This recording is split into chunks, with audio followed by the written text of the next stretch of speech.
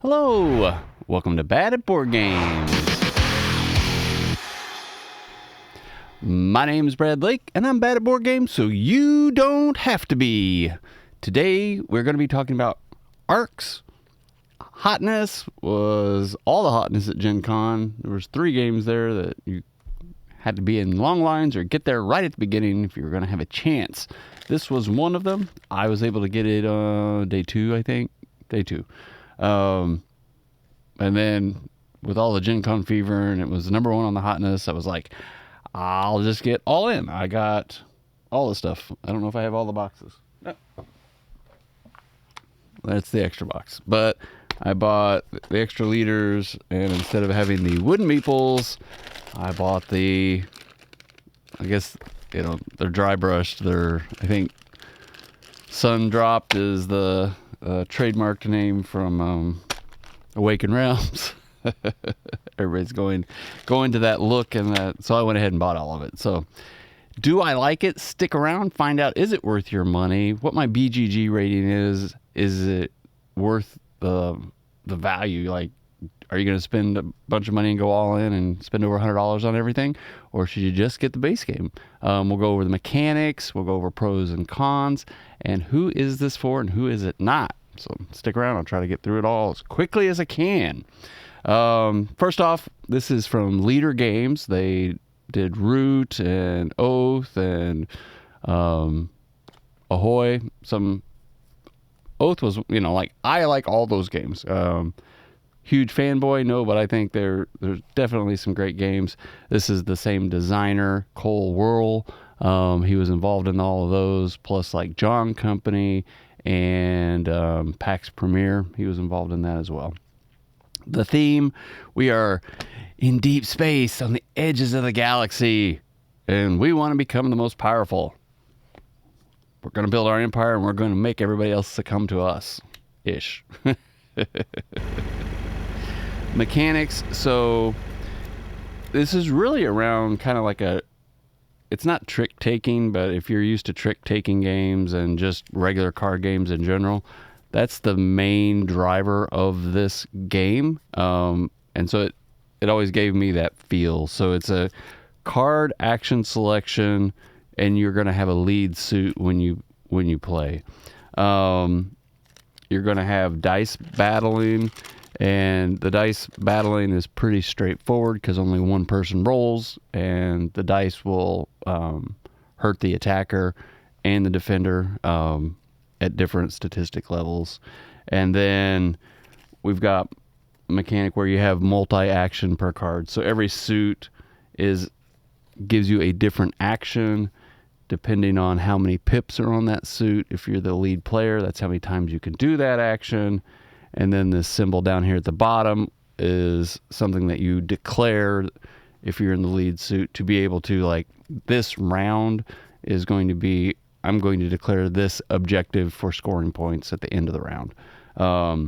So you have, there's multiple things going on, and then your suit number, which allows you to, can you play it higher than the person before you, kind of a thing.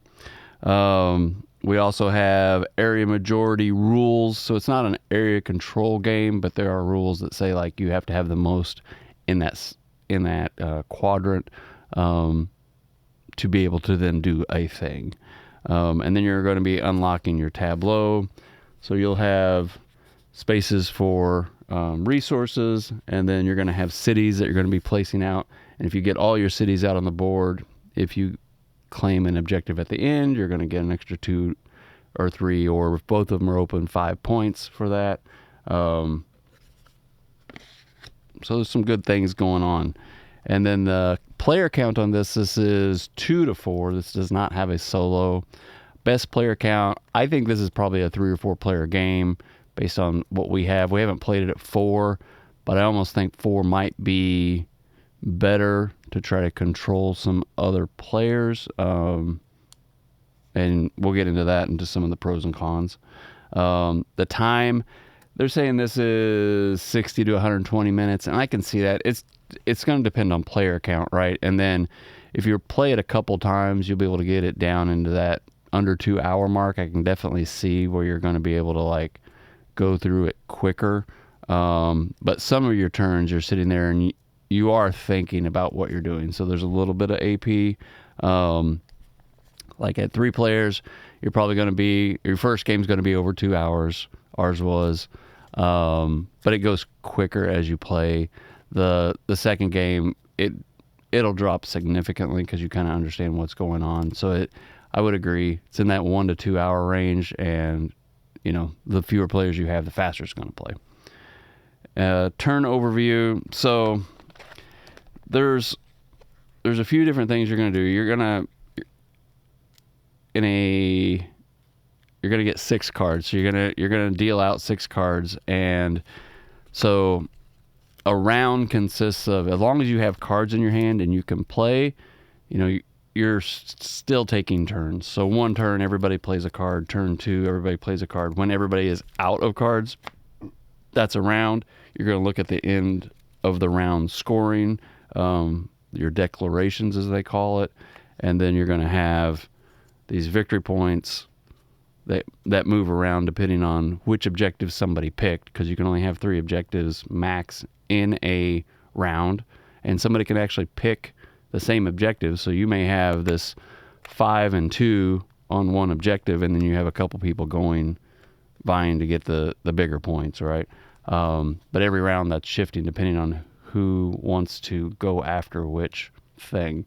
So that kind of explains around. You have cards. Once you have 0 cards, the round's over, but you're continuing to play turns until you're out of cards.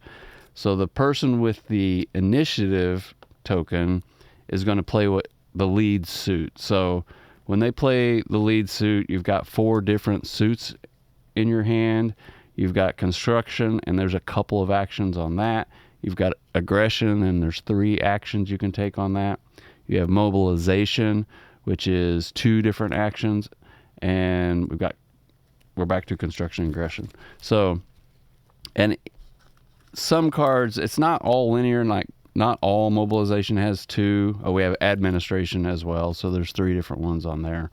So some cards may only have 2, some may have 3, and then you're pairing it with the number of pips that are on that card. So if I'm in the lead and I play this 4 with 3 pips, I'm going to be able to take 3 of those actions. So this has build or repair. So I could take 3 build actions, or I could take 2 repair actions and 1 build action, or vice versa. So as long as I'm in the lead, I'm always going to be able to take the maximum number of actions. So that's why you want to be able to have the initiative. Now, there's ways that you will also be able to play this pips if you play higher than the person in the lead or before you, right? So if you play the highest card out on the I call it tricks, but it's not really a trick taking game, then you will also be able to take that number. If you can't beat the number in the suit that was played, you're going to get 1 action instead of 3, but you'll be able to take whatever action you have.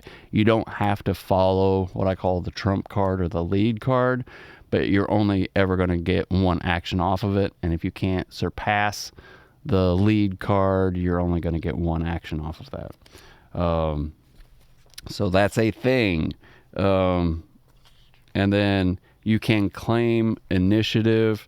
So if you play a card, the lead player plays a blue 3, you can say, I'm going to play a red 5, but I'm also going to discard another card face down to be able to take the initiative. So the next turn that you have, you will now have initiative. Somebody can't take that initiative away from you, and then whoever is in the lead cannot do that. So somebody that's in the lead and trying to continually play the same card can't do that. The initiative is going to pass around. The person in the lead can just pass instead of playing a card, and then the initiative marker moves clockwise, and then basically that's a dead turn. Nobody else plays, nobody else chooses to go, and then that passes to the next person, and then the turn starts over. The round ends, like I said, when all of the cards in your hand are done. So the different, I think I went through all of them, but So construction, builder, repair, administration, tax. You can tax people and get money. You can repair and influence. And then aggression lets you battle. You can move to battle, or you can secure, which is another action. Mobilization allows you to move your ships, and influence, which is a different set of cards that you can get. And let's see, there's a seize. Yeah. So there's also another one called seize, which allows you to grab cards that you're trying to influence. So these are guild cards, and it's kind of like your open market, if you want to think of it like that. So there'll be so many guild cards out, and you'll have a deck that fills in once somebody takes the guild cards. These can be forever kind of bonuses that you're going to get, or one-time bonuses, actions that you'll use at specific times in the game. And what you're trying to do is take your workers or your ambassadors and use one of the actions to place them on the card. If you have majority meeples, your color, on the card, then you can seize it. So this is kind of like, I like the fact that you can't just like, oh, I'm going to buy this card. You actually have to like place a worker out there. You have to have majority workers on that card, because everybody may see like, that's a great card, I don't want you to get it, so I'm going to try to like tie or beat you on it. But then you have to have majority, and then you have to have another action at another time during the game, which allows you to seize that card, and then you'll be able to use that later in the game. So we've got that, and then we have battle, where you're going to move around, and then you're going to roll dice. The color of the dice basically give you the statistics of what you're trying to do.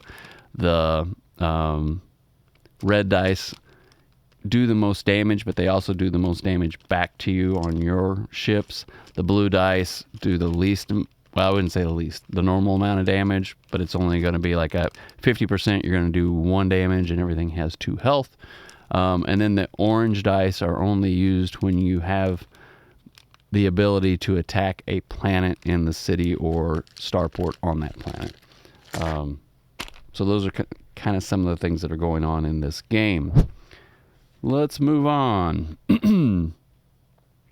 Pros. So I did like, and this will show up in the cons too, but I did like playing the cards. I did like the trick taking feel of it, even though you're not trick taking. But the fact that you have a lead suit, the fact that you can, declare an objective, I'm going to go for battle and try to kill or capture the most people, or I'm going to try to get the most resources and have the most fuel and buildings out, or materials out. You can also, be a warlord, or there's a keeper resource, and I don't see the tokens.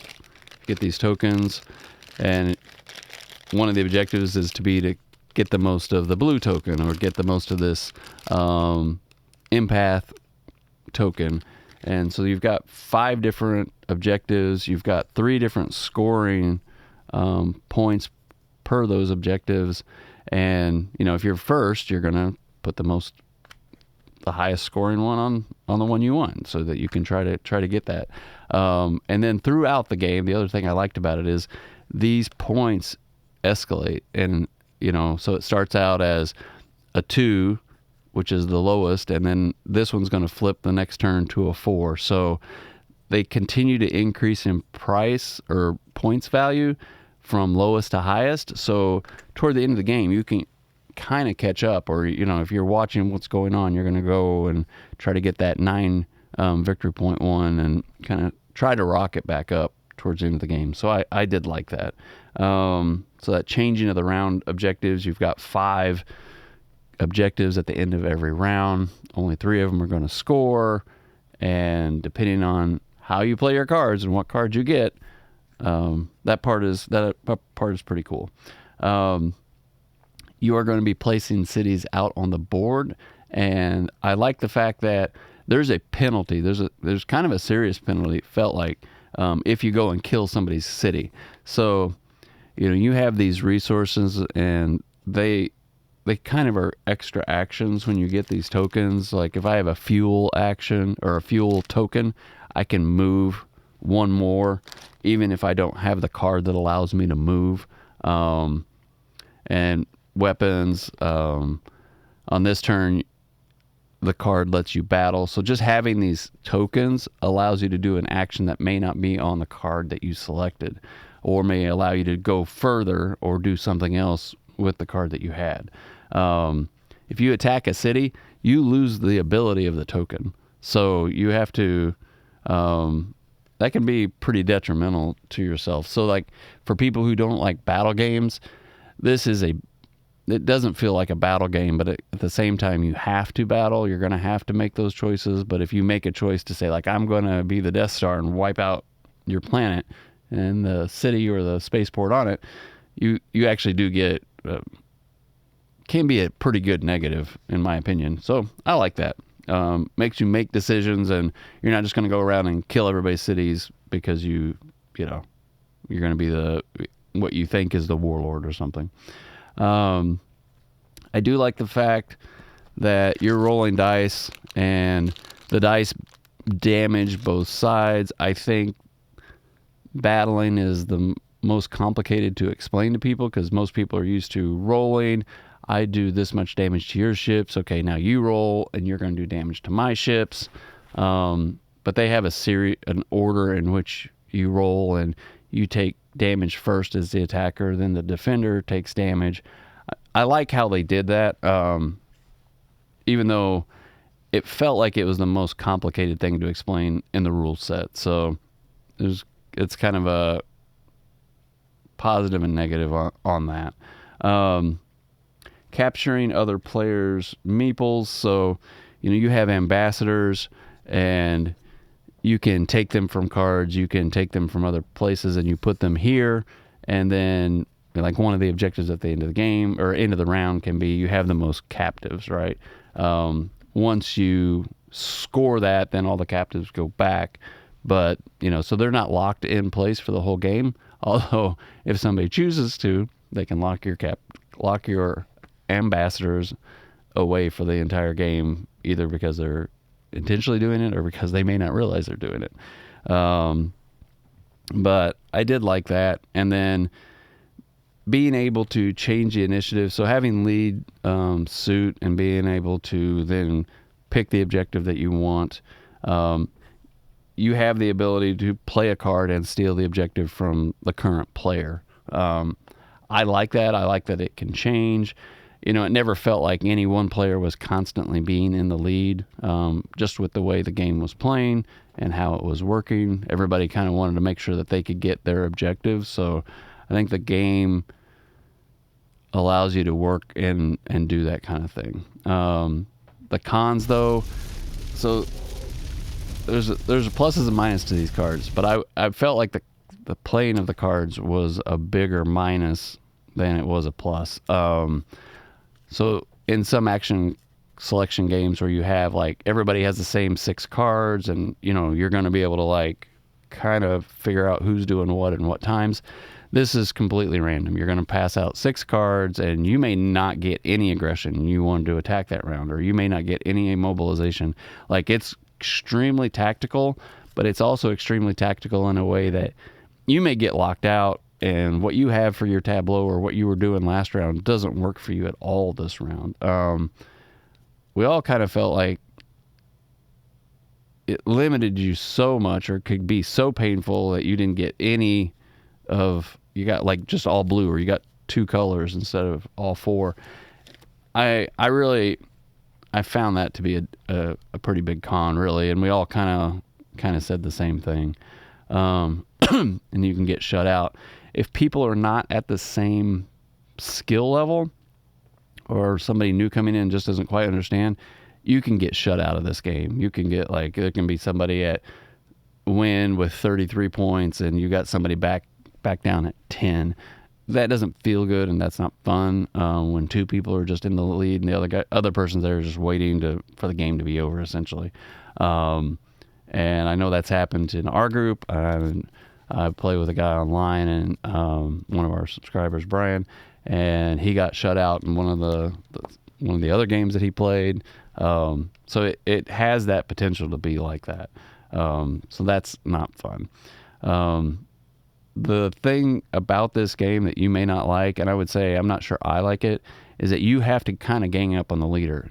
In order not to get shut out, the person in second and third has to start like making sure the person in first isn't going to be able to do the things that they want to do to open up opportunities for them. So this is, and I think it's intentionally designed that way, but if you're looking for something where you can just kind of do your thing, I don't think that's going to work in this game. Like, I was letting one person kind of like beat up on the other, and then, you know, and kind of doing my thing and try not to be a bad guy in some respects. But it really, in hindsight, it was like, you kind of always, I think it's this shifting thing. Two players need to beat up on one player, and then it shifts, and then you're going to beat up on the next player, and so forth and so on.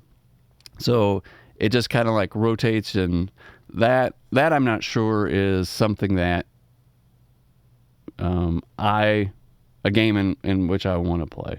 It's not like Barrage where it's take that. It just felt like if you're not doing that, then you're not, almost like you're not playing the game correctly. So, and then I've already talked about bad draws. Players can get locked out by not getting good cards, and you can have a whole turn where you're feeling like you're not doing anything, and then start to lose quickly that way. People talk about it being swingy, and I don't mind swingy in a way where it's like, hey, I came back, but at the same time, it's like, if you just don't and you can't ever come back, not that great. Battle is the most difficult thing to explain since only one person is rolling the dice. So it's not bad, but somebody really needs to understand especially when you're attacking the cities. So when ship-to-ship battle, not a big deal. When you're trying to attack a city, then explaining the dice and the initiative in which you're taking damage and doing things within that, that's the most difficult rule I find in the whole game.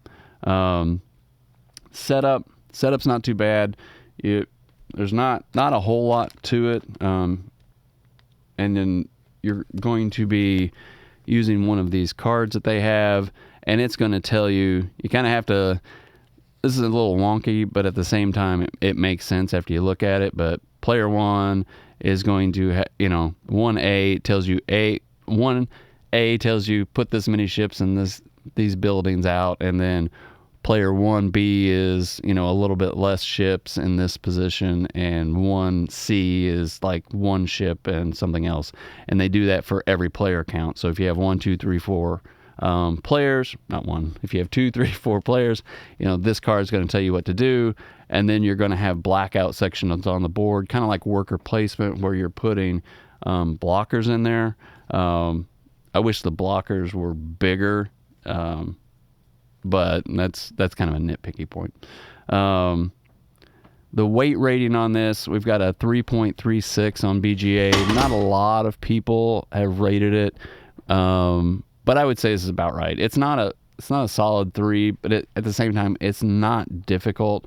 Some of the things and the choices you have to make, where you have, you're playing a suit that lets you take an action.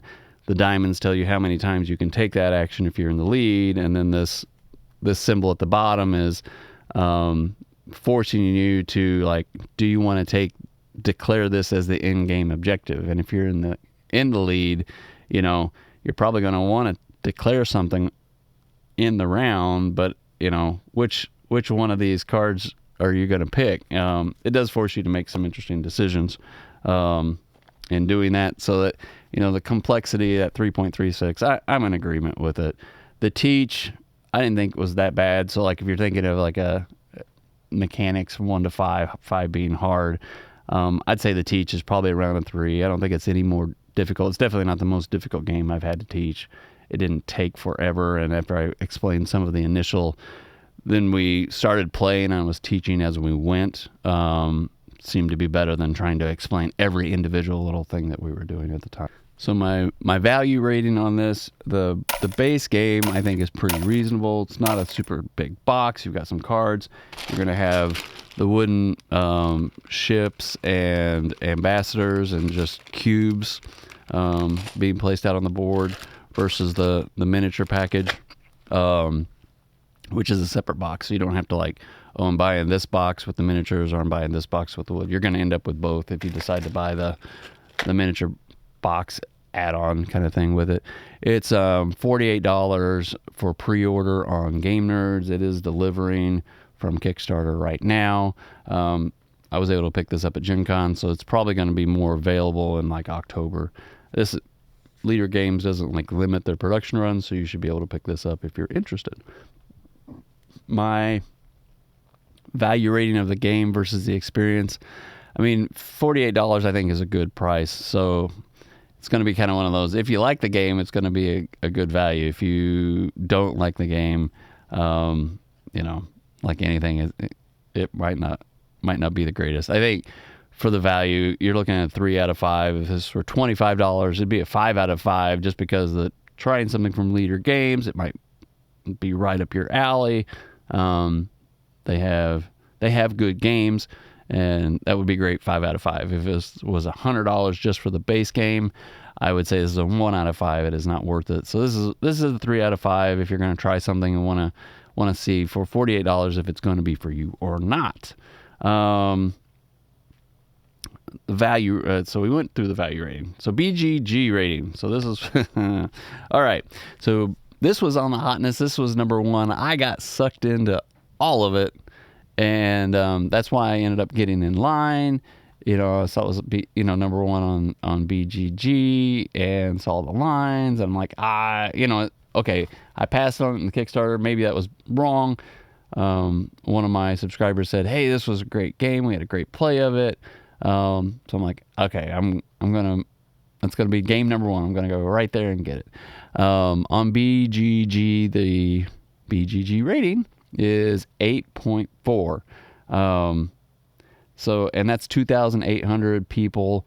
Now it's skewed because all those people are ones that kickstarted it. All those people are probably big Leader Games people. So I think that's definitely, I personally think it's skewed. And, like everybody who's anybody on YouTube, board gaming reviews are like, oh, this is great. I am not in that camp. And I would say Toph wasn't either. And Derek wasn't either. And even my friend, my board game friend online, Brian, I don't think it's as high. It went down for him after his second play where he got blown out and got locked out. So, there's just this there's a thing about it. Is it an interesting game? Yes. But does it come down to, is it fun? And for me, it wasn't fun to play. Like I was expecting more fun. Roots fun. Oath was fun. Ahoy was fun. This one wasn't fun. Something about, like dead drawing at hand and just not having stuff like made that not fun. Felt like I wasn't as in control of a game like this as I kind of wanted to be. So my BGG rating is a 6. I would be reluctant to play this if somebody said, hey, do you want to play this? So that's kind of where I'm at. And I don't know why I feel bad about saying that, but that's just my opinion. I just think I found it interesting, and I liked a lot of aspects of it, but then I was just like, is it fun? And I just wasn't having fun with it. So who is this for, or who is this not for? I think if you don't like dice game and randomness, the cards are essentially your dice. So if you don't like that, I would say you're not going to like this game, because the cards end up being enough randomness in it. Like I said, you can get a dead draw. It'd be like rolling a bunch of ones, and you just like, well, because I rolled crappy, now I can't do anything this turn, or I'm getting wiped out. And from there on, it's just a downhill. That can happen in this game. If you don't mind the randomness, I mean, and the fact that the objective markers change in price, and this is so tiny you can't see them. I don't know why I'm showing them.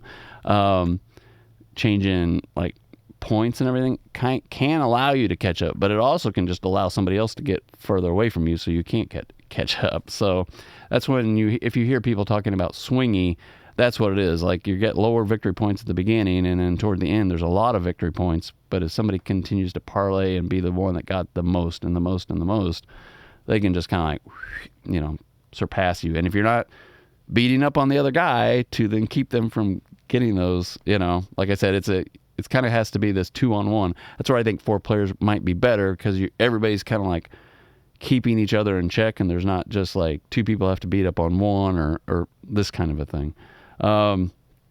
But that's where I'm at.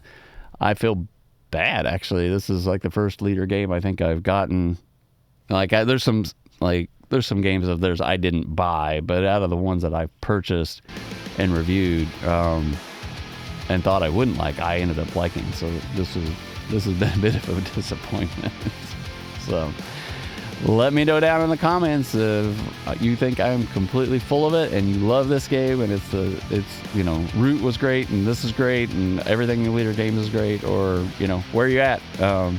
Please comment down below. I am curious to see what you say. So just remember, no matter how you play, whether it's with can't talk.